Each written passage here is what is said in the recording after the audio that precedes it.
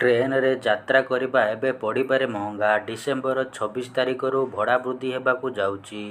ଏହି ବୃଦ୍ଧି ମୁଖ୍ୟତଃ ଦୂରଗାମୀ ଯାତ୍ରାକୁ ପ୍ରଭାବିତ କରିବ, ଯେତେବେଳେ କ୍ଷୁଦ୍ରଗାମୀ ଯାତ୍ରୀମାନଙ୍କୁ କିଛି ଆଶ୍ୱସ୍ତି ଦିଆଯାଇଛି। ବର୍ଦ୍ଧିତ ଟିକଟ ଦର ଅନୁସାରେ ନନ୍-ଏସିରେ 500 କିମି ଯାତ୍ରା କରିବା ପାଇଁ ଅଧିକ 10 ଟଙ୍କା ଦେବାକୁ ପଡ଼ିବ। ସାଧାରଣ ବର୍ଗରେ 215 କିମିରୁ ଅଧିକ ଦୂର ଯାତ୍ରା ପାଇଁ କିମି ପିଛା 1 ପଇସା ବୃଦ୍ଧି କରିଛି ରେଳ ବିଭାଗ।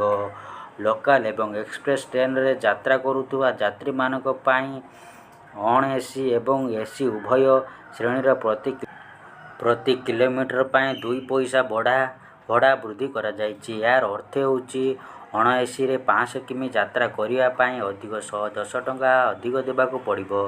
ସେହିପରି ମେଲ୍, ଏକ୍ସପ୍ରେସ୍, ନନ୍-ଏସି ପାଇଁ କିମି ପିଛା 2 ପଇସା ବୃଦ୍ଧି ହୋଇଛି। ଲୋକାଲ ରେଳ ଟ୍ରେନ୍ ଟିକେଟ ଓ ମାସିକ ଟିକେଟରେ କୌଣସି ବୃଦ୍ଧି ହୋଇନଥିବା ସୂଚନା ରହିଛି। ଏସି ଯାତ୍ରା ପାଇଁ କିମି ପିଛା 2 ପଇସା ବୃଦ୍ଧି କରାଯାଇଛି। ଚଳିତ ଆର୍ଥିକ ବର୍ଷ ଅଧିକ 600 କୋଟି ଟଙ୍କା ଆୟ ଲକ୍ଷ୍ୟ ରଖି ରେଳ ବିଭାଗ ଏହି ନିଷ୍ପତ୍ତି ନେଇଛି।